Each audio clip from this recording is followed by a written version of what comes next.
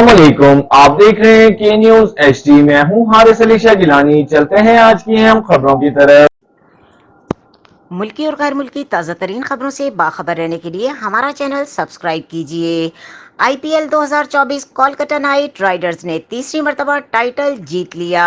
एक बार फिर आपको बताते चलें, IPL 2024 कोलकाता नाइट राइडर्स ने तीसरी मर्तबा टाइटल जीत लिया। रुक करेंगे गुजरांवाला का, जहां से रिपोर्ट कर रही हैं हमारी नुमाइंदा उज़मा शाहीन।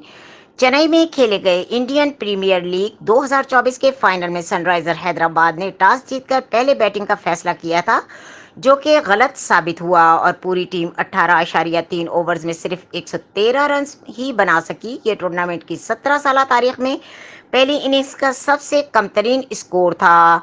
जवाब में कोलकाता नाइट राइडर्स ने 114 रन का हदफ सिर्फ 2 विकेटों के नुकसान पर 10.3 ओवर्स में हासिल कर लिया। KKR की जानिब से वैग्नाइश एपर ने जारहाना इनिंग्स खेली और सिर्फ 24 गेंदों पर अपनी निस्फ सेंचुरी स्कोर की और 52 रन के साथ नॉट आउट रहे। वाज़ा रहे कि कोलकाता नाइट राइडर्स तीसरी मर्तबा IPL की ट्रॉफी उठाने में कामयाब हुई है। इससे कबल KKR 2012 और 2014 में गौतम गंभीर की कप्तानी में IPL की फाइनल जीत चुकी है।